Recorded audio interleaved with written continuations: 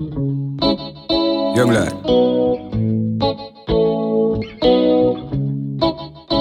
righteous. War can't buy great. Then craftsman so full of technique. Make him feel like someone good and then alright. Show up at them night, cause we hard clean. Enough of them say them a do it, but them not do it like we. On them no for what them hear about. Warrior they are to what them hear about. Open up it, they can make it hear out. Anybody in the way them a feel clear out. Like switched up. Hey everyone, today I present What If Sasuke Uchiha Was in Fairy Tale, Part 1. Please enjoy. I admit it. That I've lost. Those were words that he never thought he would say to someone in a million years. After everything that had happened, everything that he had gone through, the measures he took to ensure that all of the hatred of the world would be focused solely on him by cutting ties with everyone who was close to him in the pursuit of everlasting peace. All of it was turned upside down by the dogged determination and persistence of one hopelessly naive and idealistic friend. A friend who never gave up on redeeming him, not even in the face of certain death by his own hands. In the end, Sasuke Uchiha's revolution had failed. All the pain and suffering he undertook to gain the power needed to plunge himself into the darkness became irrelevant as Naruto stubbornly clung on to his hand and pulled him back into the light. Yet for some reason, he wasn't sad, or angry or disappointed by the outcome. For reasons he couldn't fathom, Sasuke felt like the burden he had been carrying his whole life was finally being lifted off of his shoulders. As if he finally realized the depth of the feelings that others had for him and how much his connections meant to them. Idiot! Naruto shouted back, despite being immobilized and in an equal state of pain as he was. Don't you get it? This fight was never about winning or losing at all. I just wanted to punch a stubborn friend to make him snap him out of it. Sasuke listened as best he could in his current state, unable to stop himself from chuckling just a little bit over how loud, obnoxious and passionate Naruto still remained even after taking the beating of a lifetime from him. And the real fight that I want, comes after doing that. Naruto finished his little tirade. All the broken bones and bruises in his body couldn't stop Sasuke from letting out a small smile when he heard the rant. An entire day's worth of battle, unleashing their entire arsenal of jutsus, the power of the tailed beasts combined with the Susanoo and even redrawing the entire map of the Valley of the End wasn't enough for his blonde friend to consider it the real battle in their rivalry. Only a loser like you could ever think of this as a game. Sasuke laughed on the inside. Still, Sasuke felt that it wouldn't hurt to let him know about what was on his mind as well. Hey Naruto, he called out. What? Naruto angrily replied. Even a bruised and swollen left eye couldn't stop him from looking over at Sasuke's direction. You know. I just acknowledged you. Sasuke addressed as his blonde rival finally stopped talking and started listening intently. If I die here, the long cycle of destiny the sage mentioned might end. That's a kind of revolution too. Release the infinite Tsukuyomi once I'm dead by transplanting my left eye into Kakashi or someone else.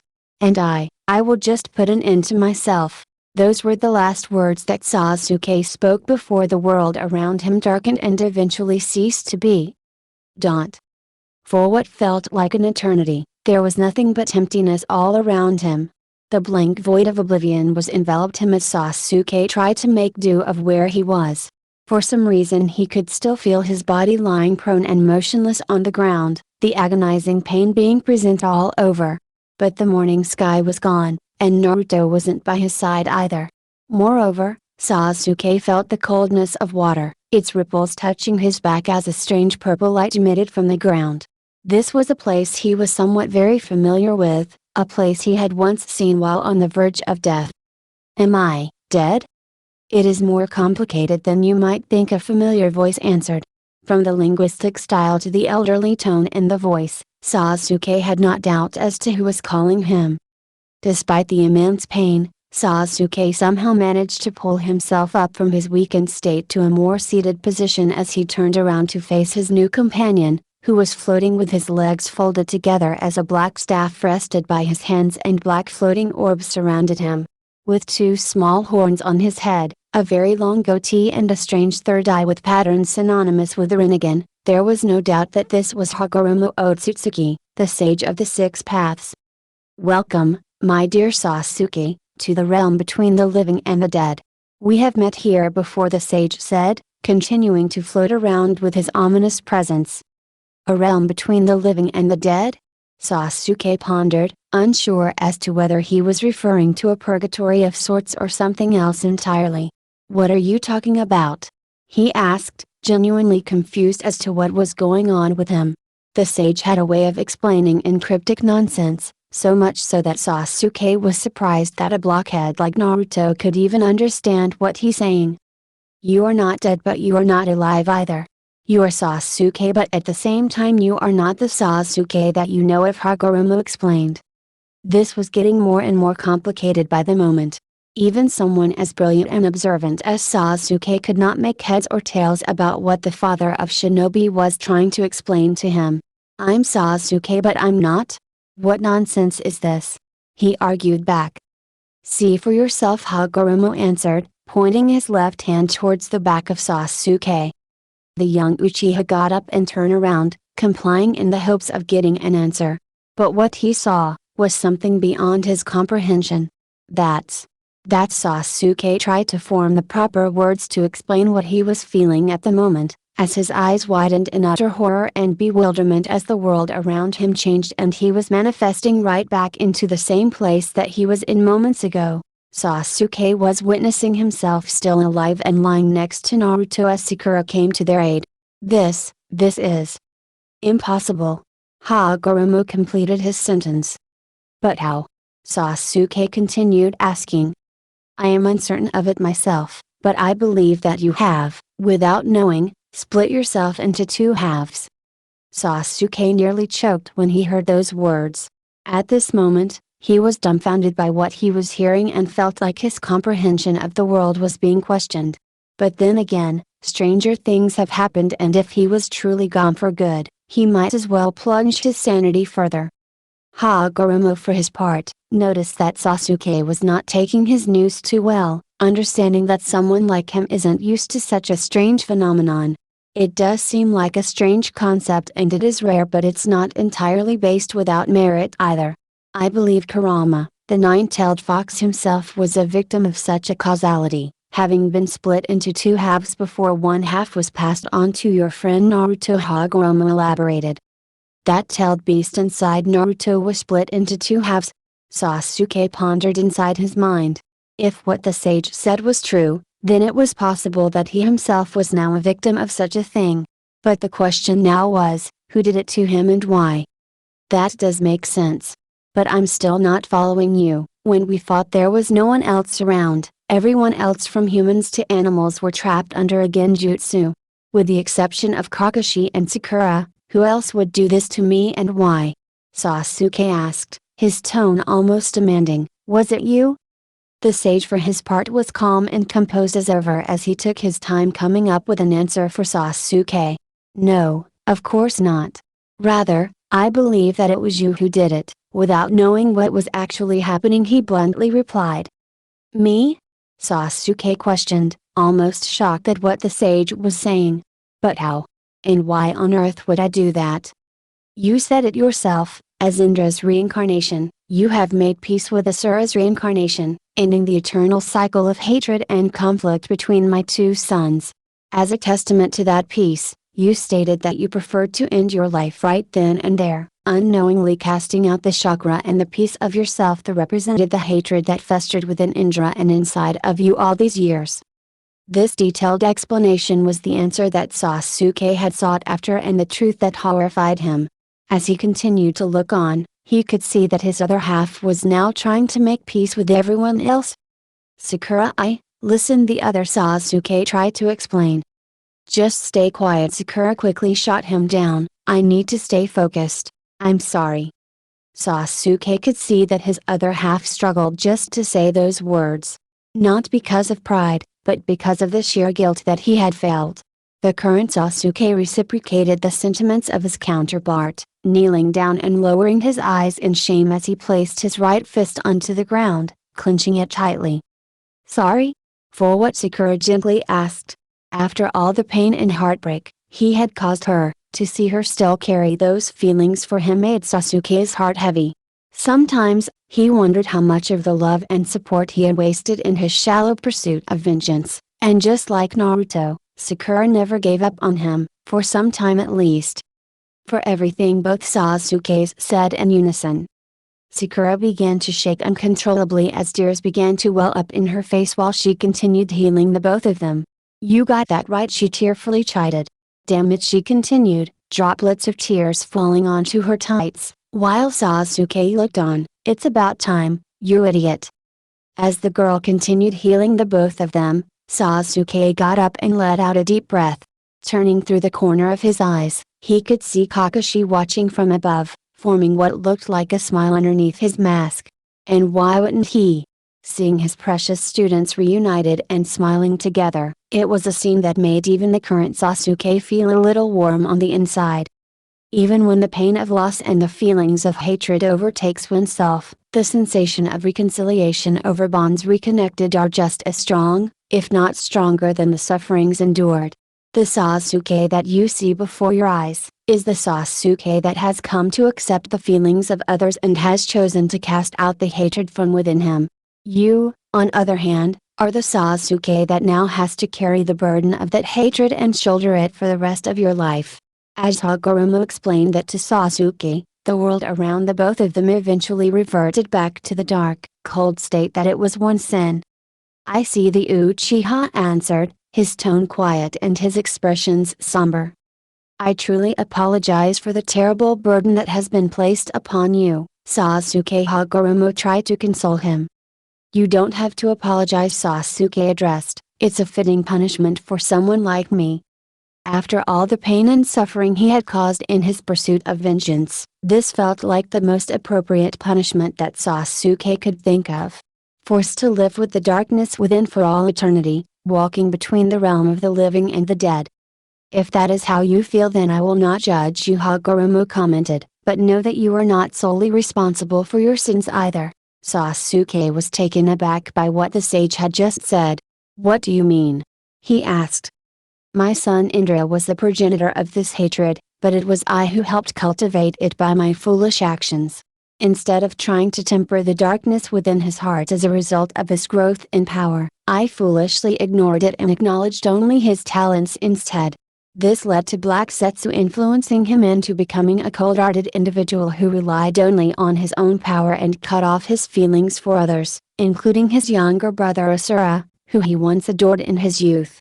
In the end, by choosing Asura, I twisted his love for me into a hatred so deep it ran for generations. That is why I am partly responsible for the sins you now carry," Hagoromo addressed. "Therefore, my dear Sasuke," the sage continued, "I have as much atonement to carry out as you do." "Oh really?" Sasuke said in a deadpan tone, "and what do you intend to do about it?" It was a strange experience for him, seeing someone considered mythical and godlike to acknowledge his own faults. The sage of six paths paused, rubbing his chin with his right hand as if to show that he was seriously pondering that statement. "You have given me an idea that might be productive for the both of us," he finally answered, as if hit with a revelation. "We both share the burden of the curse of hatred, so I feel it is only fitting that we both share in our atonements as well." Sasuke raised a brow as he heard that. It would not be a lie to say that this idea of the sage had genuinely piqued his interest. "And how do you intend to go about it? Are we just going to stay here and do nothing forever?" "Not at all. The proposal that I have in mind is a bit different. As a matter of fact, it involves reincarnation," Hagoromo admitted. "Reincarnation?" "Yes, but not in the way you think. Rather than being reborn as a completely different person, my idea of reincarnation is to create an appropriate body to host both of our spirits and chakra, to give it life in a world beyond our own," the sage elaborated. Now this was getting more and more interesting for Sasuke. He never thought about the idea of being reborn with all the memories of his previous life intact as viable, let alone possible. But how is that even possible? And what do you mean a world outside of our own? Hearing this, Hagoromo let out a smirk that could only be described as confident or cocky, as if to say, "Who do you think you're talking to? It was body language that Sasuke was very familiar, and it was only shown by those who knew they could pull off the impossible. I'm sure you are already aware of this by now, but the Rinnegan gives us power over life and death. That is to say, it gives us the power over the yin and yang paths. We can form something out of nothing using only our imagination through the yin and give life to that creation with help from the yang. That was how I created the tailed beasts, who were once nothing more than pieces of chakra of the 10 tails split into 9 parts and gave each of them a life of their own. He elaborated further. Sasuke nodded in response, showing that he was slowly beginning to make sense of what he was trying to do. As for worlds beyond our own, I have explained it to you once that my mother Kaguya did not come from the world that you are familiar with. And in your own encounter with her, she transported all of you to another dimension. Therefore, just like Mother, I too wish to seek out new worlds and possibilities, to see if there are new wonders and to know if love and understanding can exist in those worlds as well, transcending boundaries. Hagoromo concluded his explanation. If Sasuke didn't know any better, he never would have thought that the legendary Sage of Six Paths could be such a motor mouth. His speeches were probably lengthier than even Naruto's, though to be fair, others like Madara, Obito and himself were quite versed in lengthy speeches as well when the need arose. Still, while he now knew how to go about this reincarnation, Sasuke was sketchy on the reasons as to why he should go along with this idea. Knowing how to do it is all well and good. But I still want to know why? What you do hope to accomplish by reincarnating in another world? Are you expecting me to spread word about your teachings, to show the people of the new the ways of your so-called Ninshu? Sasuke questioned the elder being. While I would very much like that, Hagoromo paused for a moment, I cannot force my teachings or my way of life onto others. Moreover, the hands of fate and the flow of time are two constants that neither you nor I can change no matter what we do. Rather, I wish for you to choose the path we will take, whether for good or evil. Sasuke placed a hand on his hip and let out a smirk of his own. This man was such a strange person, and his outlook on life was so different from anyone else he had met. While others hopelessly fell into idealism or cynicism and even more found the middle ground, Hagoromo seemed to operate on a completely different set of morality in the current time. If you're giving me the choice to choose between the path of good or evil, wouldn't that contradict the very idea of atonement? I''. The Sasuke that still carries the hatred within, he questioned. Not at all, Hagoromo bluntly replied. Besides, the hatred that is manifested within you is born out of love. Therefore, whatever path you choose to follow, I will simply observe you and see where the wind takes you. I have faith in you, Sasuke. Sasuke diverted his gaze from the sage and looked towards the missing hand on his left side. It was a reminder of who he was and what he had just went through. You shouldn't, he grumbled. Part of him thought the missing hand was a symbolic representation of the kind of person he once was and the kind of person he now had to let go. In a way, with his dominant hand gone, it felt like he had now destroyed his old self. That may be, but we are now at the crossroads from whence our fate will be decided, Hagoromo stated. The choice now rests upon you, my dear Sasuke. Tell me your answer. Clutching what remained of his left hand, Sasuke took the time to ponder on the offer. I try to enter into the darkness, to carry out all of the hatred of the world onto myself by cutting my ties to others. But even then, you still wanted to bring me back, Naruto the Uchiha mused. Right now, you're probably thinking I should help you and try to make up for all of things that I did. And the other me who's with you at this moment, probably feels the same way. Well, Sasuke, have you made your decision? The Uchiha closed his eyes and took a deep breath, before letting it out and opening his eyes again. I'm a shinobi, who for all intents and purposes, should be dead or locked up by now. I've committed betrayal after betrayal after betrayal in my path towards vengeance. But not only am I not dead, I've had people who vouched for me and believed in me till the bitter end. I owe it to them to live my life one more time and find my own purpose. I don't know if I can help others, or save the world or anything like that, but I'd like to see where my path takes me. I can't do any of this while staying here. And so, I accept your offer of reincarnation. I see. Hagoromo smiled. Very well then, I will create a body based on your memories where the both of us can manifest. I no longer possess the chakra needed to perform the act, but if you can add your chakra to mine, I should be able to perform the creation smoothly. Alright, Sasuke agreed as he raised his right hand. While doing so, a powerful purple aura began to manifest all over his body as it slowly merged with that of the Sage of Six Paths himself. Very good, now close your eyes. When next you wake, it will be in your new body and in this new world. Let us hope that the new world be a good one, Hagoromo lectured. The Uchiha survivor complied and shut his right eye, with his left already being shut closed since his brawl with Naruto. There was a feeling of uncertainty emanating from performing this act, but Sasuke felt that it was too late to turn back now. He had no idea what path or purpose he would choose in this new life, but whatever may transpire, Sasuke hoped that he would not have to repeat the tragedies that had happened before. After he closed his eyes, Sasuke felt the dark void not only return, but consume his body from the inside out. For some reason, while there was no pain to be felt, the sensation he was feeling at that moment was comparable to that of being completely dissolved into nothing. And that's exactly what happened soon after, as everything went blank in an instant, even his own mind. Only for his thoughts to slowly return to him as air once again filled his lungs. As if regaining consciousness, Sasuke slowly opened his eyes to a world yet unknown to him. His vision was blurry and he couldn't make out from his hearing either, though eventually both became clearer by the second. He could see that he was in some sort of dimly lit cabin based on the ceiling above, and from the sounds of it, the cackling whip of fire was complemented by the scraping sound of metal against wood. I see you're finally awake, a voice called out. Coarse and dry, the voice had an old yet welcoming feel to it. Sasuke slowly pushed himself upwards in an attempt to get to a more seated position, only to discover, much to his own surprise, that his left arm felt like it was back where it belonged. Sasuke quickly flipped over the blanket that had been covering his torso, gasping at the sight before him, for it turns out, his left arm was well and fully intact.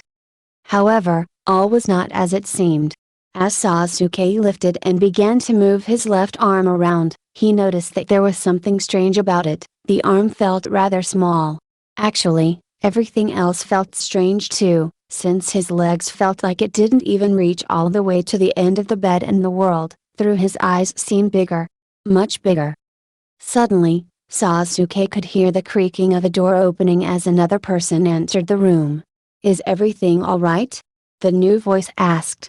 It was definitely feminine in origin, but not of the young variety either. It sounded aged and decrepit, yet much like the other voice, it contained the same sense of warmth as well. Yes. It seems our little guest has finally woken up, the first voice replied. The young Uchiha slowly turned over to his left to see who his supposed rescuers were. Sitting across this tiny little cabin was a small old man sitting by the fireplace, a wooden carving on one hand and a knife on the other. His eyes looked like they were barely open, with wrinkles all over his face. His long white hair and beard served as a perfect complement to his aging face. Standing next to him was an old lady of similar stature with an equal number of wrinkles on her face. Though her silver hair was less visible than the old man's due to a headdress covering most of her face. Where am I? Sasuke slowly asked them, only to immediately pause and tense up after hearing the sound of his own voice. He clearly recalled his own voice being a lot deeper than what he had just heard, and the pitch was noticeably higher. Not as high as a girl's, but it was still not as booming as he was used to. Taking a few more moments to collect his thoughts, Sasuke's eyes opened wide once he realized what was happening as he put two and two together, the small hands, the strange depth and perception of his environment, the high-pitched voice. There was no doubt about it, he was a child once more, or to be more precise, he had been reincarnated in the form of a child. He can talk? The old man grunted. I was certain we had taken in a feral child. The old lady lightly smacked his shoulders in response to his comment. That's enough of you, she scolded, before turning around to face Sasuke. You're in Rosemary Village, dear boy. You've been sleeping here for weeks, she answered with a smile, or at least what looked like an attempt at smiling amidst all the wrinkles. "We found you by the riverside, stark naked and unconscious," the old man commented. "We thought you were hurt, but there wasn't a single scratch on you. You're lucky to be alive." "I see," Sasuke muttered, having neither the energy nor the desire to speak much on the matter at the moment. Deep down, he was internally groaning at the predicament he had placed himself in, or rather, what the Sage of Six Paths had placed him in. Getting reincarnated in a child's body, being found naked in some village he had never heard of, and apparently sleeping for weeks on end with the implications that followed, it was a little too much to take in at the moment. But then again, he had agreed to do this, so he might as well suck it in. "By the way, what's your name, Sonny?" the old man asked. "My what?" Sasuke repeated the question. It seems his skill in receiving information quickly had been dulled considerably as well. "Your name, my dear. What is your name?" the old lady chimed in. Sasuke let out a sigh and bit his lip. "It's Sasuke. Sasuke Uchiha." The old man scratched his head, as if trying his best to remember that name. "Well, that's a handful, gonna have a hard time remembering that one. Anyways, name's Wells, and this here's my wife Dash." "Marjorie," the old lady interrupted, glancing at the old man as if she was admonishing her husband for trying to speak on her behalf. "We've been married and living in Rosemary for as long as we can remember." So, an old married couple, Sasuke thought to himself, though he assumed the way they bickered was already a dead giveaway. At the very least, it seems that they were kind enough to take him in. "By the way, we put on some of our grandson's old pants for you," the old lady, Marjorie said. To which, Sasuke looked under the sheets to see a pair of plain pants covering his legs, although he was still bare from the waist up. He rubbed the bridge of his nose as he grimaced at the embarrassing thought of elderly people dressing him up while he was sleeping, but at the same time, he breathed out a sigh of relief since that they were decent enough to make sure he wasn't naked and looking like a fool. "Thank you," he said with a nod. "Don't worry about it," Marjorie shrugged off his compliment. "No one deserves to walk around without clothes." "By the way," Wells added, "what's the deal with that eye of yours?" "Huh?" Sasuke stared at the old man in confusion. In return, the old man placed a hand on his head with a look disbelief. "Dear sweet mother of Fiore! We've taken in a village idiot!" he exclaimed loudly. "Those eyes, boy, the ones on your left, with the weird color and circle thingies. Are they magic? A curse? Did the church put you up to this?" Fiore? Church? Magic? This was getting more and more confusing by the minute. However, at the same time, Sasuke was very much aware of what the old geezer was talking about when he mentioned his eyes. There was no doubt that he was talking about his Rinnegan, though Sasuke himself was surprised by that notion as well. Could it be that the Rinnegan was carried over to this body as well? Sasuke did recall that Hagoromo mentioned that his reincarnation would involve combining both their chakras and that the creation would be based on his memories. There was a lot of explanation for as to why the Rinnegan still existed in his left eye, and all of them were plausible. "Oh shush! Enough already! Let the poor boy rest," Wells Marjorie scolded. It was a simple question. Wells argued back. As the couple argued back and forth, Sasuke shook his head and grumbled in annoyance. As much as he appreciated their kindness and what they had done for him, their constant back and forth was really starting to annoy him. Ignoring their argument, Sasuke lied down once again and went back to sleep. One thing at a time, he consoled himself. The first warning on this new world had arrived as Sasuke got up before dawn, wasting no time trying to check out his new body as well as the Rinnegan that was on his left side. Fortunately for him, it would seem that the old couple were early risers themselves as well, since they were already up and about, busily getting to work on whatever it is they were doing before he had even opened his eyes. After they had pointed him towards the direction of their bathroom, the first thing Sasuke did upon entering the room was to bolt for the mirror. The desire to see how he looked like in this new form was something that he had prioritized over all else. Unfortunately, it also meant that he had forgotten that he was in a child's body until he reached the sink and discovered that his head barely reached the object in question itself. Quickly looking around, Sasuke managed to find a short stool that would serve as a platform to elevate him to the level of the mirror. Once that pesky obstacle was out of the way, the moment of truth had finally arrived for the young Uchiha. Focusing his gaze straight into the mirror, Sasuke finally saw the image of his reincarnation reflected back at him as he ran his hands all over his face, eyes, ears, mouth and even the hair. As he continued inspecting, Sasuke noticed that his overall features strongly resembled that of his younger self, the one just before and after his clan's massacre. The black eyes and hair, with bangs hanging loose over the porcelain face were already a dead giveaway, but the Rinnegan on the left eye was the one thing that made his current self very distinguishable from his previous life as a child. Judging by his height and his facial features, Sasuke guessed that he was around 9 to 10 years of age, at least physically. Mentally, he still had the mind and knowledge of a hardened, cynical warrior of 17 years, something that both unnerved him and incited his curiosity at the same time. Inching closer towards the mirror, Sasuke noticed that this Rinnegan no longer had the three tomoe on both the inner and outer circles, making its resemblance closer to that of a regular Rinnegan. Is this the sage's doing or a byproduct of reincarnation?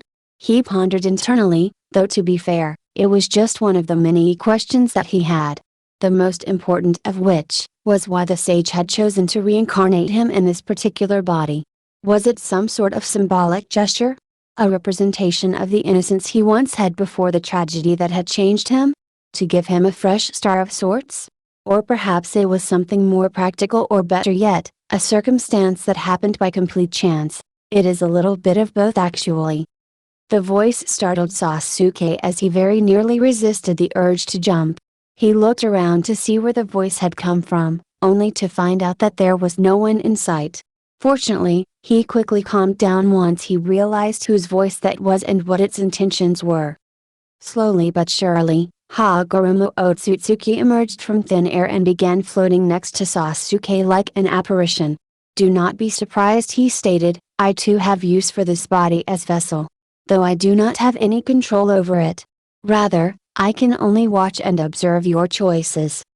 I see, Sasuke responded as blandly as he could, before checking the room to see if anyone else saw him. Do not worry. I have been dead for centuries, which means that, as of this moment, I am merely a spirit that can only linger in the physical world for a short time. It also means that you will be the only one that can see me, the sage reassured him. Sasuke did not respond to that statement, rather he simply nodded as he redirected his attention back to the sink. The old couple had apologized earlier for not having an extra toothbrush at hand, though he simply shrugged that off and told them that he was fine with that, he'd simply have to make do with his hand for the moment.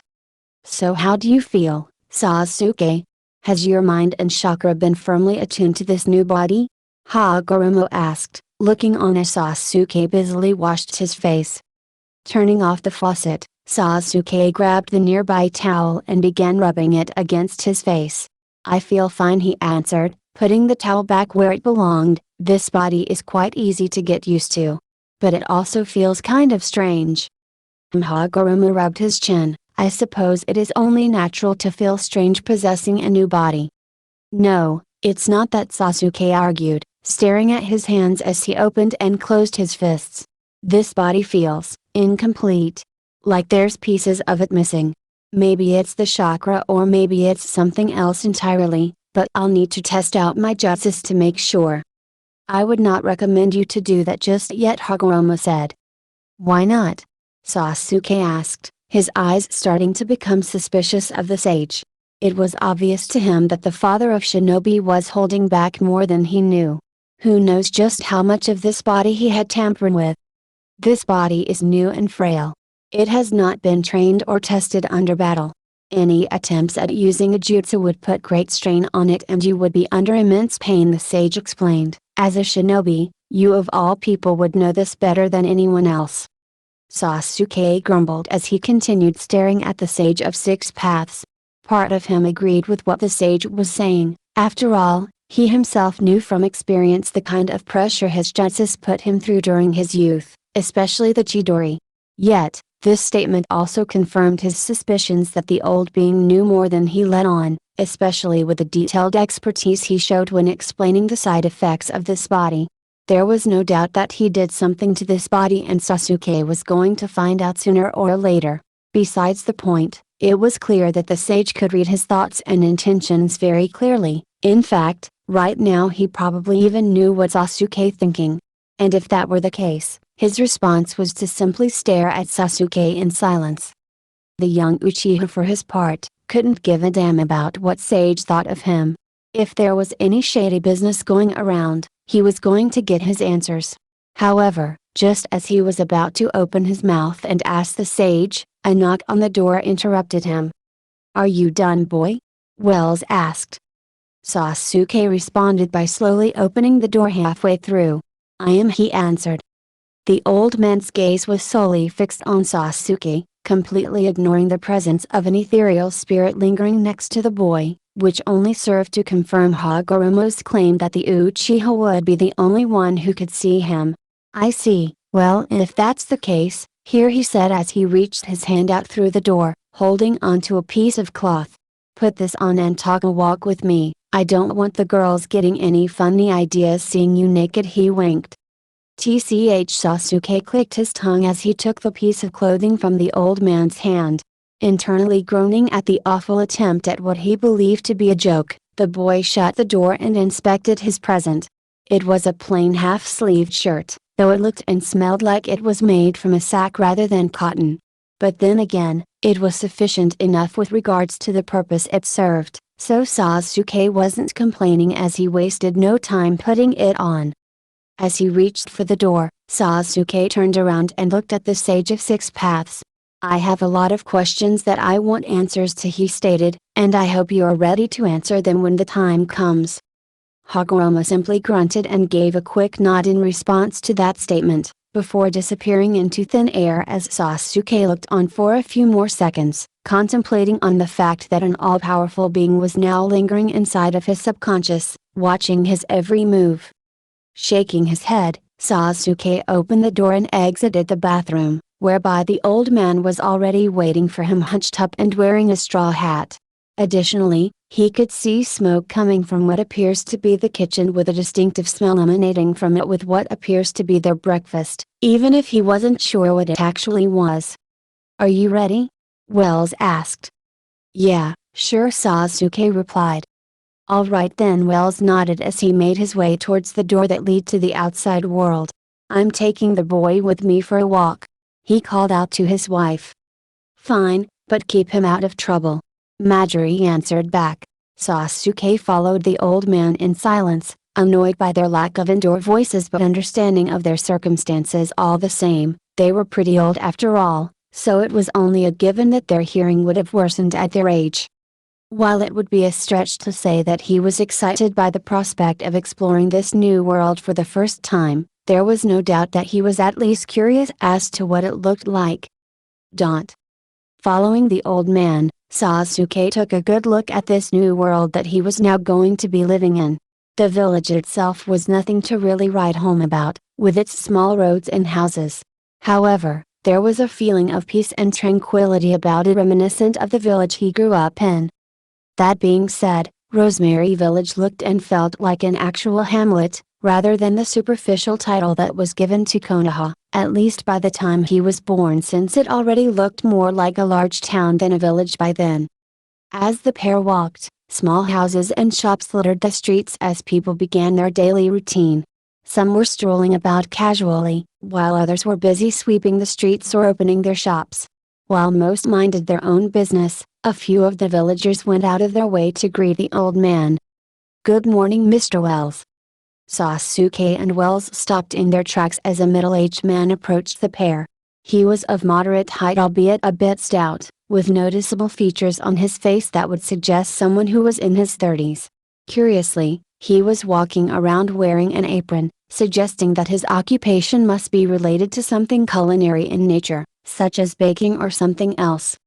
"Same to you, Sonny," the old man greeted back with a smile. "Is everything all right this morning?" "Sure as," the other man enthusiastically replied. The young boy looked on as the two adults happily chatted with each other. From what he could hear, The conversation was just another one of those usual small talk between people that were familiar with each other. He remembered how his own mother used to hold these same types of conversations with strangers.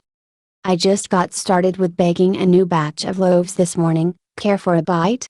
The man asked with a big smile on his face. Maybe later. Of course the man laughed before turning his attention toward Sasuke. And what about you? I'll pass. Sasuke quickly responded, I'm following him for now. I see, the man replied with a look of unease, especially once he got a closer look at the strange left eye of his. Is something wrong? Sasuke asked. Oh. It's nothing, the man nervously answered with a small laugh to hide his feelings of discomfort. The boy's stoic and bland answer definitely unnerved him, since he was more accustomed to children being bright and lively rather than looking stoic and uninterested. But combine that with his strange eye and the unchildlike behavior and it troubled his thoughts even more. I think it's time we took our leave, boy. Let's go, Wells interrupted before things got any more awkward. Yeah, sure, Sasuke answered, trailing behind the old man as the baker looked on. As the two continued walking, more and more villagers began coming out of their houses as they greeted the two of them, though it was mostly just for the old man that they came out to greet. Sasuke merely got looks of curiosity and moments of discomfort at the sight of his Rinnegan as well as his stoic, to the point way of greeting that could have used a lot more tact. Occasionally, he would see some children running around, playing here and there, along with some curious glances, although he ultimately paid no mind to them and continued walking with the old man. The young Uchiha was surprised with how intimate the villagers were with each other. It was almost as if they all knew who was who. Though he felt that this was simply due to how small this Rosemary village was, in terms of the size of the area at least. It was a small world after all. Eventually, the pair made their way to a nearby river where the old man finally stopped walking. There Wells pointed to a spot near the riverbank with his walking cane. That's where we found you. I see, Sasuke bluntly replied. Did you see anyone else with me? Nope. Only you, boy, Wells answered, while putting his cane back down to the ground. Thought you were a corpse dumped by some dark guild or bandits. That is, till I saw you breathing. Sasuke closed his eyes and grunted. This was not one of his finest moments. So, the old man continued, mind telling me where you're from? Hearing this, the young Uchiha stared off into the distance, contemplating on what sort of answer would be most appropriate. Remembering what the sage had told him, Sasuke thought that he couldn't really tell him that he came from another world, completely different and probably inaccessible to the one he was currently residing on, lest he let the old man think he was not right in the head. He was certain that he was no longer on the continent where the 5 great nations resided in, nor was he even standing in the world he born on. At the same time, he really didn't feel like baring his soul and telling his life story to a complete stranger, not even a kind old geezer like him. After a few seconds, he settled for an answer he deemed appropriate. Somewhere far away, he answered. How far? Very far. Does it have a name? Maybe. So what's it called? I don't know. Wells let out a chuckle at the response that he was getting. He had never seen a child behave the way this boy did. Not even his own son or grandson acted in this manner. As a matter of fact, not even the other children in the village did. You've got quite the tongue for a brat your age, the old man commented, though Sasuke wasn't sure if that was meant to be an insult or a compliment. I guess so, the boy spoke back as vaguely as possible. The old man continued to chuckle at the response he was getting. Compared to the other kids who were all lively, energetic and talkative, this boy seemed dour, wasted few words and spoke in a matter-of-fact way. So, then I guess it's also pointless to ask you about your left eye, isn't it? My left eye? What else? Don't act like you didn't notice. Everyone has been giving you strange looks because of it, Wells addressed. Sasuke somehow agreed with that statement. His Rinnegan was making him stand out more, and it definitely gave him a lot of unwanted attention from curious faces. So is it magic then? The eye, I mean. Magic? Sasuke looked at the old man in confusion. You don't know what it is? Wells asked. I've never heard of it. Sasuke shook his head as he replied. It seems there was a lot more to this world than he thought. Still, he now had the perfect opportunity to get some answers. The old man scratched his head. Guess you really are from somewhere far away if you've never heard of it. But then again, it's hard to describe something like magic to a foreigner such as yourself when we use magic for nearly everything.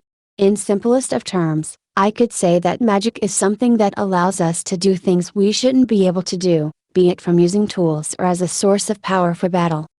Something that lets people do things they normally shouldn't be able to, from using tools to a source of power for battle. Sounds a lot like chakra. Sasuke pondered internally. I agree, a voice chimed in. Sasuke paused for a while before realizing that it was the sage speaking inside of his head. He groaned at the realization, knowing that he would no longer have the peace and quiet he thought. Do not worry, my dear Sasuke. I will not trouble you as often as you think, the sage reassured him, though it still wasn't of any comfort. I was merely curious by the notion of this magic. For it seems to works on the same principle as chakra, though it remains to be seen if they are truly one and the same. We can discuss the finer details of this later. Right now, just keep quiet and let me talk to the old man, Sasuke ordered. He swore he could hear a chuckle coming from the sage, very likely for having the audacity to order the father of shinobi himself to keep quiet rather than revere him like everyone else, despite their massive gap in power.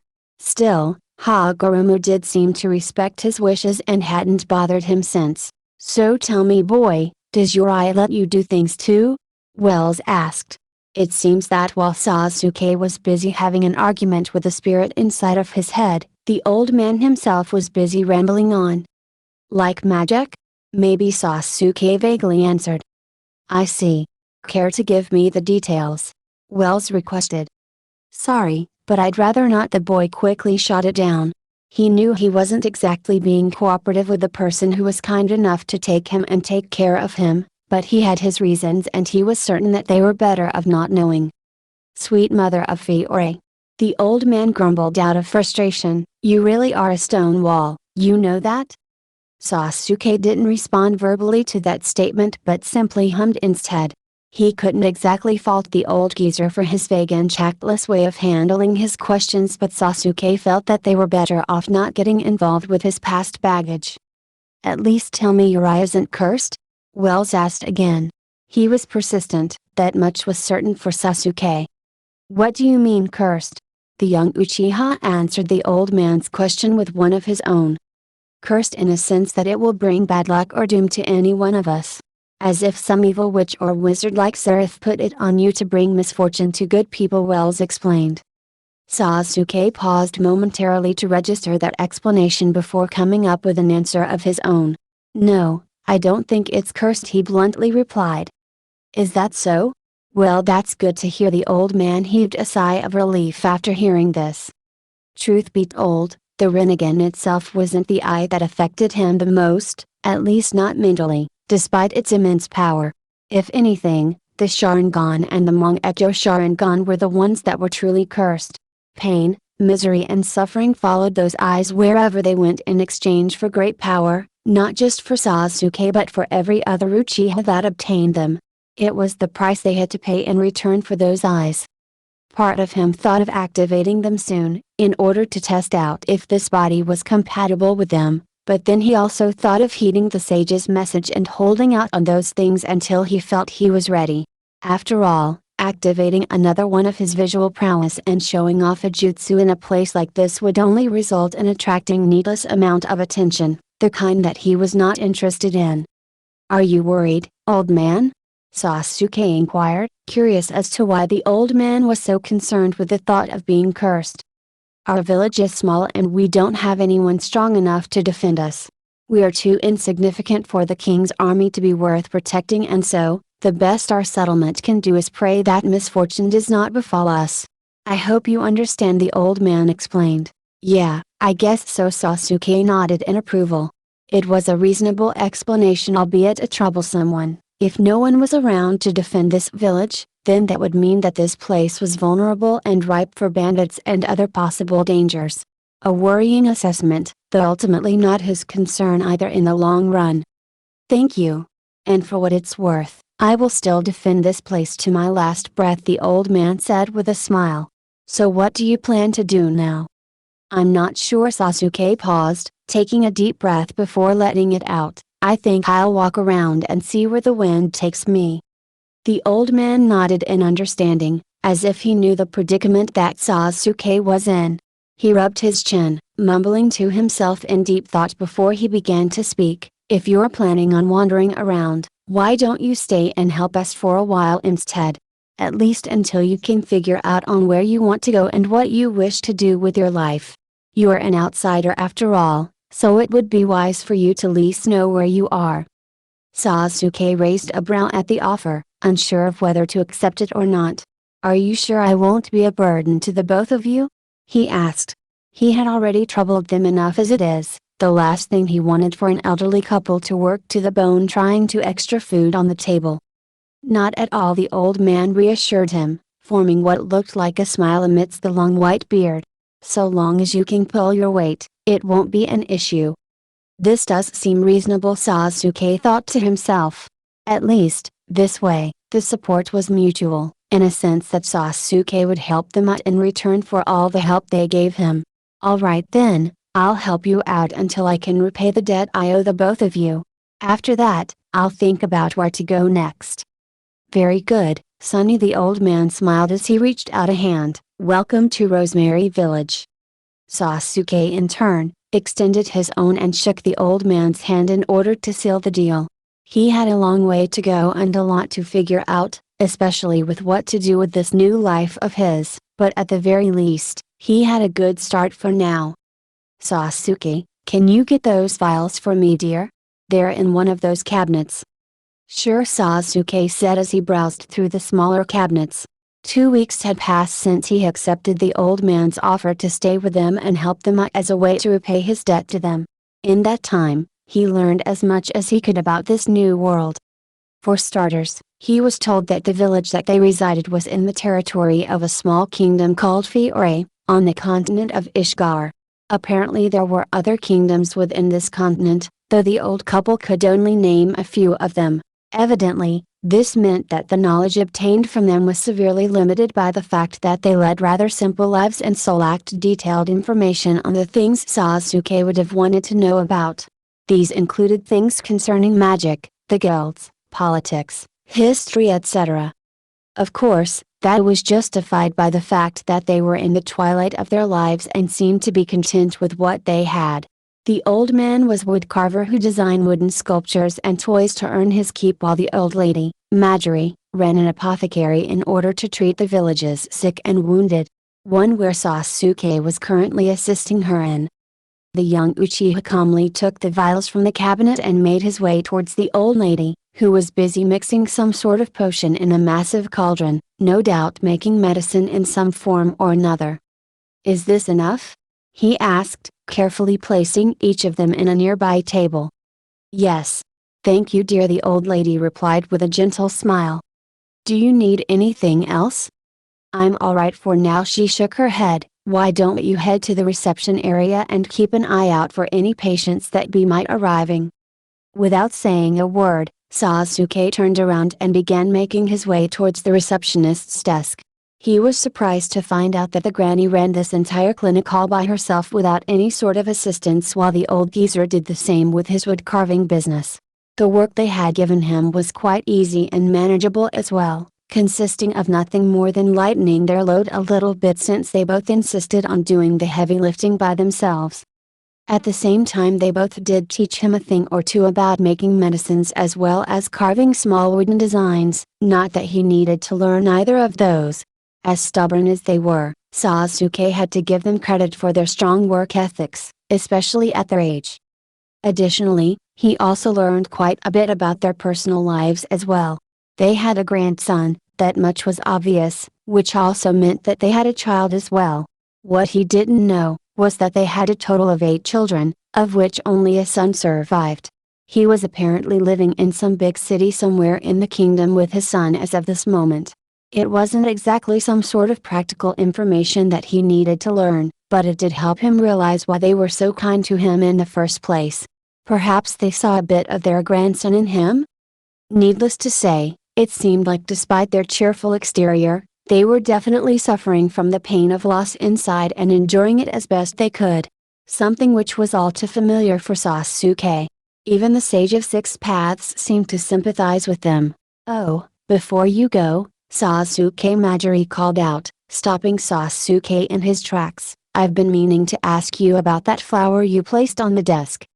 One of the kids gave it to me this morning. I didn't need it, so I thought I'd put it in your desk instead," he answered. "Oh, and was it a girl?" the old lady asked again, with a somewhat mischievous tone in her voice. "I guess so, but it doesn't matter," Sasuke replied. "Perhaps, but this is the fifth gift you've received from a girl this week alone. It seems you've become quite a hit with the ladies," Madara teased. Sasuke raised a brow before he turned around and began walking towards the receptionist's desk, letting out a groan along the way. When he first began working in the apothecary, he thought the old lady was more polite and easier to talk with than the old man. It wasn't until a week on that he realized that she was just as annoying and bothersome as her husband. She just knew how to hide it better than him. Still, the first 2 weeks of living a new life wasn't so bad as he thought it would be. At the very least, he was off to a decent start, acclimatizing himself to this new world and what he could and could not do. The old man Wells had been quite helpful in teaching him how to survive in the wilderness of Fiore, what animals to avoid and which to hunt, which foods were safe to eat and which weren't. This was especially important on account of some of the plants and animals being especially strange by his standards, like fishes that could apparently fly on land. Unfortunately, it also meant that he could not spare the time needed to work on testing the limits of this new body, or even the application of ninjutsu. The only sort of training he ever received was learning how to carve wooden flutes, and he doubted if those could be counted as weapons of mass destruction. That being said, Sasuke decided to bide his time until the day when his debt to them would be repaid in full and he could strike out on his own once again. It wasn't long either, as only a week remained, so for the time being, Sasuke opted to be patient as he sat on the receptionist's desk, bored out of his mind. The afternoon passed by without a hitch as Sasuke patiently sat and waited for any incoming patients, even though they hardly received any who was critically injured or near death. That's the thing with peace, it bred boredom. Even though most sane people would prefer this outcome over a world of endless fighting, mundane life like this just didn't suit him anymore. However, fate seemed to have a rather cruel way of playing with people's wishes, especially when they least expected it. The sound of a door crashing from the outside alerted Sasuke as he got up from his seat and stepped over to the window. Turning his gaze towards the lab, he could see the old lady coming out and heading towards him, having seemingly heard the noise as well. "Wait," he said, placing a hand towards her direction, as if telling her to stop. "I'll see what's going on first," he continued. Madara nodded and complied as Sasuke peeked through the curtains to see what all the commotion was about. Looking through the window, Sasuke could see that the shop across the street had been wrecked beyond recognition as a large man began quarreling with everyone around him, yelling and screaming at the top of his lungs. From his clothing to the weapons he held, Sasuke deduced that he was perhaps either a solider, a wandering mercenary, or a lone bandit, a thug. Though in the end, it mattered little to Sasuke, as this was just another petty squabble blown out of proportions. "This isn't our problem," Sasuke sighed as he slowly pulled back the curtain and headed back to the desk. "So, what is it?" Madara asked. "Just some fight between idiots. Nothing to worry about," Sasuke answered, to which the old lady nodded in response. As the two prepared to return to their original positions, screams of a loud and very familiar voice caught their attention. Sasuke rushed back to the window to see what had happened, and as expected, the old man was now involved in the matter as the large ruffian held him by the collar of his shirt, screaming at him as concerned villagers tried their best to hold him back. As annoying as he was, Sasuke had no intention of seeing a frail old man get beat up, even if he brought it on himself. "Idiot!" Sasuke grumbled, clenching his fist as tightly as he could. That old fool. Marjorie joined in, peeking through the other window, trying to play the hero again when he can't even put on his own pants anymore. At that moment the young Uchiha was just glad that someone else was sharing his sentiment. After all, someone his age shouldn't be running around and picking fights he couldn't hope to win against. Either Wells was too brave for his own good or had a death wish. Sasuke, we must save him before he gets hurt, the Sage of Six Paths chimed in. Now he was an elderly man who could probably kick that ruffian's ass without even trying. It seems foolhardiness was an inherited trait amongst the elderly. Regardless of his opinion, Sasuke had to act. I know, Sasuke replied. It seems he now had the action and excitement he craved for, just not in the way he wanted. I'll get him out of there, Sasuke said, his own attempt at reassurance for the old lady as he bolted for the door and headed out. Wait! The old lady shouted, obviously concerned that a young boy was about to perform the same act of heroic foolishness that her husband was doing. Sadly, her words fell on deaf ears as the boy failed to heed them and was already outside. Don't! You want a piece of me, old man? Is that it? The large man shouted, holding onto the old man's collar. Spit flew from his mouth in all directions as the other residents tried their best to restrain him, to no avail. Do your worst, brat, Wells retorted, without fear in his eyes. Fine, the brute snarled as he shoved the old man to the ground, before drawing his sword from its sheath. It was at that moment that everyone began to back away slowly as the threat of being harmed by the blade dawned on them. Wells himself could do little to resist. Years of arthritis and felled muscles had finally begun to take its toll on him. Just falling over gave him immense pain as he could barely get up. Looking up, he could see that the man had his sword raised high up, ready to strike it down on him, the price of playing the hero while being well past his prime.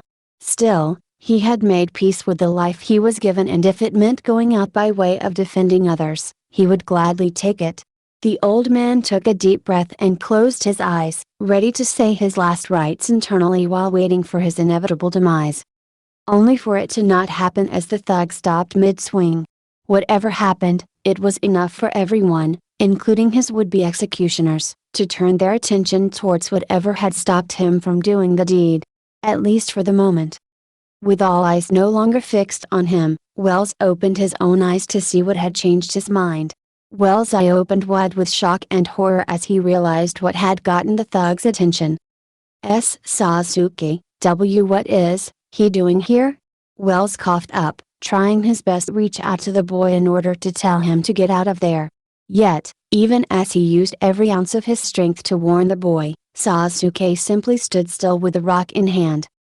If you want to pick a fight with someone, then fight me, Sasuke declared as he looked at the thug straight in the eye, without a single shred of fear or hesitation. Everyone else froze in disbelief at what they had just heard. They looked at the boy who was standing his ground without flinching and collectively thought that he was either the bravest or the most suicidal moron ever.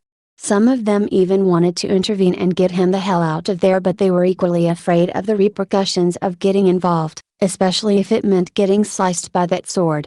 This was the downside of having a village be built around peace for so many years. No one was strong or brave enough to defend them anymore. Predictably, the thug's response to the challenge was to let out a hearty laugh before quickly returning to his default expression of being constantly angry.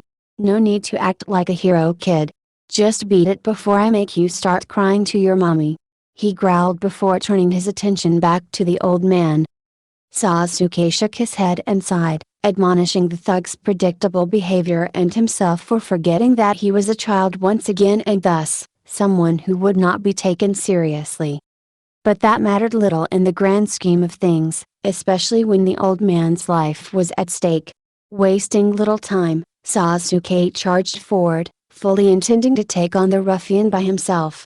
Jumping as high as he could, Sasuke spun around and attempted to hit him with a spinning back kick, only for it to connect and not do anything as the thug turned around once again, barely fazed by the attack. I told you to buzz off. He roared as he hit Sasuke with a backhand, sending him flying and tumbling backwards. The crowd gasped collectively at the sight of the child getting hit. It was enough for them to start taking some actions as they began shedding some sense of self-preservation in order to do something about the troublemaker.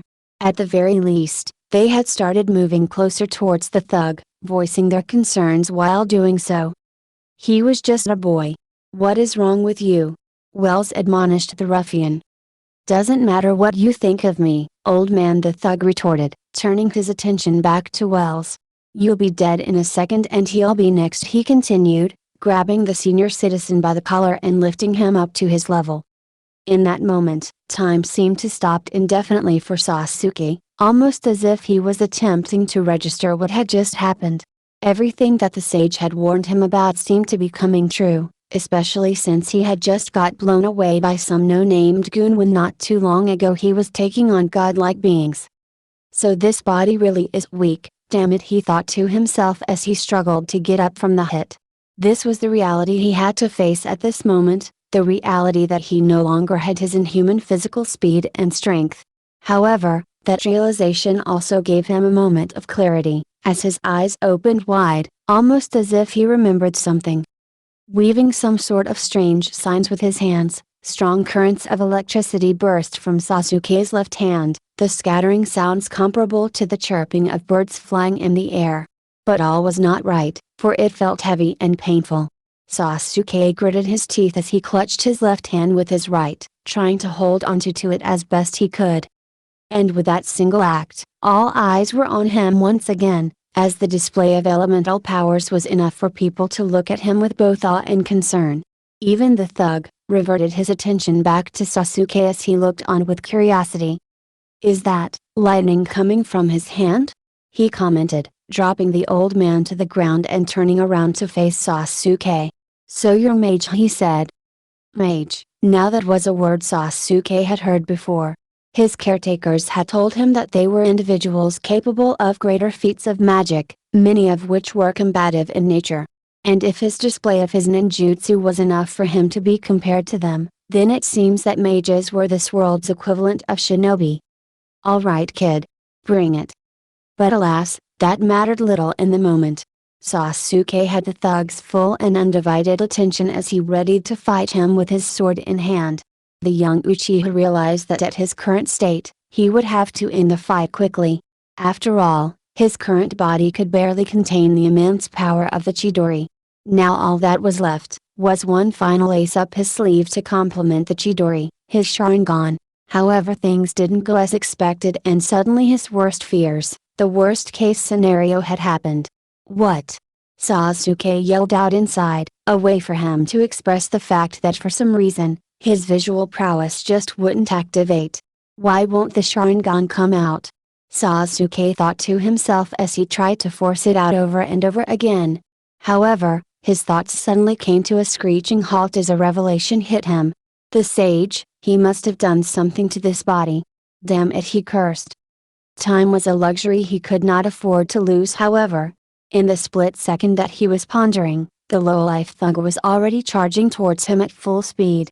Sasuke bit his lip as he gripped his left arm as tightly as he could. Sharingan or not, he would have to make do with what he had right now.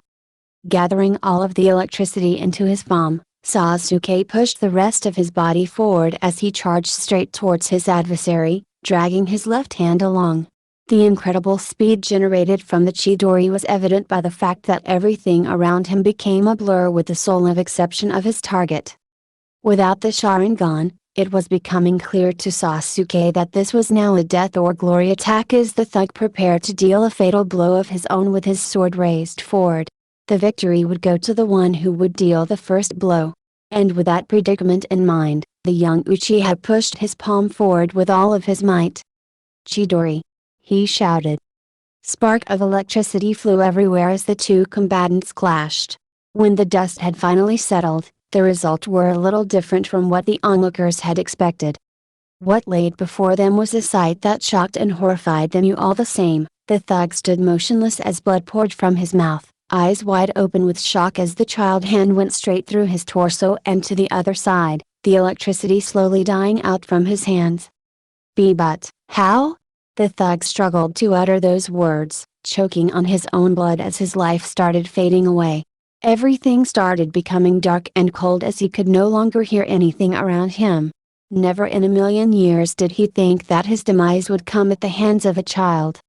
Panting, the boy withdrew his hand from the body as he dropped to his knees, exhausted, while the thug fell back first to the ground, dropping his sword at the same time as he laid on the pavement, motionless. Wells opened his eyes to the sight of his wife helping him up to his feet while he watched the crowd collectively gasp in horror at the sight of a boy committing murder right in front of their eyes. It was something the whole village was not accustomed to, and the scene that played before their eyes clearly disturbed them. They had always been somewhat unnerved by Sasuke, mainly due to his unchildlike behavior and that strange eye of his. Now their fears were being confirmed and there was nothing he could do about it. It never should have come to this, he stated, hanging his head in shame and disappointment. "You're partly responsible for this mess," Marjorie scolded him, not intending to let him forget about the fact that him trying to act like a hero was what got Sasuke involved. All of that mattered little to the young Uchiha, who was kneeling on the ground and panting from exhaustion. The reality that his new body was a shell of his former self becoming more evident by the fact that just using a Chidori was enough to take him out of commission. But he had little time to rest, as another conflict was stirring up, deep inside of his mind. "Don't! What have you done to me?" Sasuke called out, staring at the Sage of Six Paths deep within his subconscious. "I have an explanation for this," Sasuke Hagoromo said, calmly floating in front of him. "Then it'd better be a good one," Sasuke said, crossing his arms. "Of course," Hagoromo stated. "As you know, you carry the burden of hatred that your counterpart cast out of himself, which also means that the dark chakra that manifests this hatred is also within you as well. I feared that this chakra would consume you and affect you for the worse, so I took it upon myself to seal it off." "How?" Sasuke asked, raising a brow at the explanation. "We know that chakra is the fuel that powers our jutsus. Without chakra, many of our abilities would be rendered obsolete," Hagoromo explained. "I took this concept and reversed it, thereby using your visual powers as seals to hold off the dark chakra emanating from within you. Is this why I couldn't activate my Sharingan or why my Rinnegan was dormant?" "Yes. But there is also another reason for this. I have already told you this before, but your body truly cannot handle the immense power that we share," Hagoromo answered. "Any attempts in trying to force that power out would cause excruciating pain and suffering." "And you thought to do all of this without asking me first?" Sasuke asked, with anger in his tone. "I apologize for my hasty actions, but I thought it would for the best if the weight of Indra's burden did not hold you down anymore," the sage said. And there it was, the justification that Sasuke had expected from him. The justification for deliberately holding back his true strength, whether it was for practical or sentimental reasons. Regardless of his reasons, the fact that the sage had tampered with his new life without his consent pissed him off. To Sasuke, this was just more evidence that the Sage of Six Paths was treating him less as an equal and more like a child to watch over. "Let me make it clear to you," Sasuke addressed with authority, "I am not your son. I am not Indra. So stop acting like you have to make every decision on my behalf, because I clearly recalled you stating that you would only be here to observe the path that I would take. If you still feel the need to make up for your own mistakes with your son, then that's fine, but I'm not him. Remember that." Hagoromo paused, seemingly deciding to choose his next words carefully. His calm exterior betrayed what was really going on inside, as he seemed to be pondering extensively on what Sasuke had just said, which in turn, confirmed the Uchiha's suspicion that this offer of reincarnation was more than just an attempt at redemption for the sage. This was his way of trying to reconnect with his son Indra. "You have a point, my dear Sasuke, that much is true," Hagoromo said with a nod, "but I do not think you truly understand the gravity of your situation." "What do you mean?" Sasuke asked, narrowing his eyes. "Take a look," Hagoromo replied as he pointed his staff towards what looked like a massive cell. Complying with the sage, Sasuke turned around to face the structure. Its appearance briefly caught him by surprise before he managed to compose himself and began walking towards it. The large cell was quite similar in concept to the ones that housed the tailed beasts inside a Jinchuriki, which meant that this one served a similar function. Let me guess, the dark chakra is sealed on the other side of this cage, Sasuke said, looking back at the sage. That is correct, Hagoromo affirmed. And if it's caged, then that means, it's taken a form of its own. Is that right? Sasuke asked. See for yourself, Hagoromo said. No sooner had the sage said those words did a sinister aura began emanating from the other side of the cage. Sasuke flinched as he felt the presence of a dark silhouette emerging from the shadows. Its chakra was cold and sinister. Large white eyes appeared first, followed by a wide toothy grin. As the rest of its body emerged, Sasuke had a clearer picture of what it looked like. They consisted entirely of a head, torso and 2 hands, resembling his incomplete humanoid Susanoo form. This is. Sasuke gasped with unease as the creature got close and began rattling the large cage. With its dark color, demonic horns and malevolent grin, there was no doubt that this was the living manifestation of his hatred. The source of your power, and of your pain and suffering, Hagoromo said. Sasuke narrowed his eyes, backing away slowly as the towering creature continued to roar from inside the cage, demanding to be let out. I wish there was another way, Hagoromo said, shaking his head. Was this, inside of me, all this time? Sasuke asked, his gaze peering straight into the sage's eyes, and for a brief moment, there was silence. Sasuke looked back to the dark chakra that was rattling the cage. Its presence unnerved him in ways he never thought possible. The fact that it was a manifestation of the curse of hatred only served to make him feel even more uncomfortable around it. Was this thing inside of him you all along? Like an evil spirit or demon possessing him? So what will you do now, Sasuke? Sasuke's eyes trailed up to the Sage of Six Paths with a look of uncertainty and confusion. I need some time to think about all of this, Sasuke explained. Of course, Hagoromo nodded. Sasuke placed the remainder of his necessities into his new bag as he closed it. A few change of clothes, rations and some money were all that he needed to get started. Of course, it wasn't that his time had come to leave the village permanently, but rather the incident prior had caused so much unease between him and the rest of the residents that he opted to stay as far away from them as he possibly could in order to ease their worries. Are you all set, boy? Wells asked, eagerly waiting for him outside. Yeah, he answered, slinging the bag over his shoulders as he walked towards the exit. As he stepped outside, Sasuke was greeted by the sight of the 2 elderly couple, eagerly waiting for him. Do you have everything you need, dear? Marjorie asked in a kind voice. Yeah, I do, Sasuke answered, thank you for everything, and I'm sorry for the mess I caused. Bah, don't worry about it, Wells brushed off his apology. If I were 20 years younger, I would have trounced that fool with ease. My only regret is that you had to take the fall for my actions. Even so, I still think it's for the best that I keep a distance between myself and the village, Sasuke argued. If that is how you feel, then we won't argue, the old lady acknowledged. So what will you do now? Sasuke stared into the palm of his left hand as he clenched his fist tight. I'm not sure.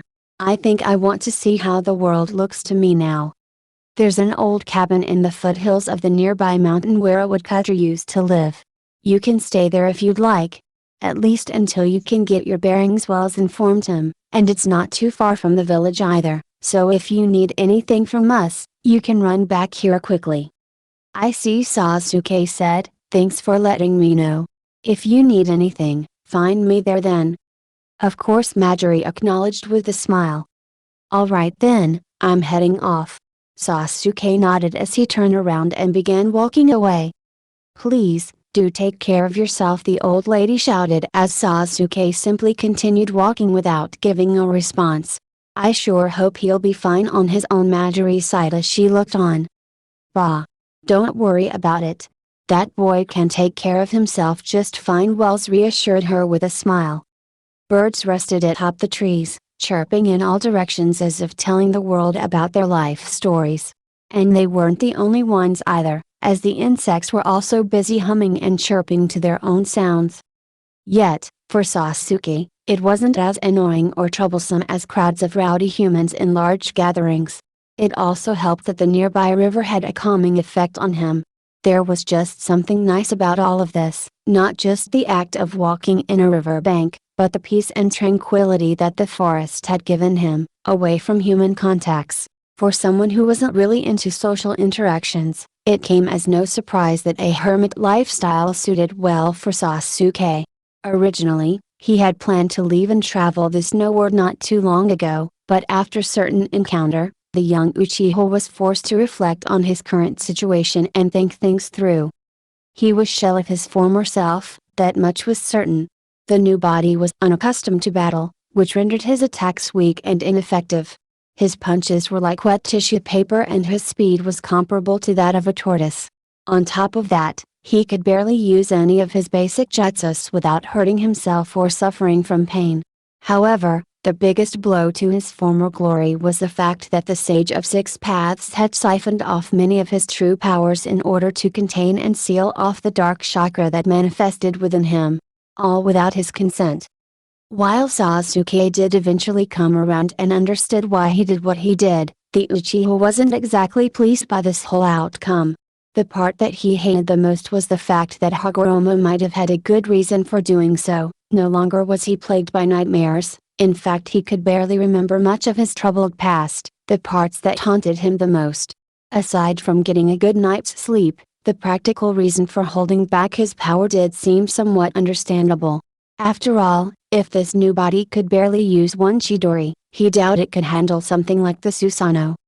There were times where he did consider releasing the seal and retaking his powers back, but after seeing the dark chakra that manifested in the form of a ghastly fiend, he opted to withhold it lest that thing messed him up again. He would have to make do with his current strength for the time being. Speaking of his current strength, another reason why Sasuke decided to hold off on the traveling was to build up this new body with as much training as possible.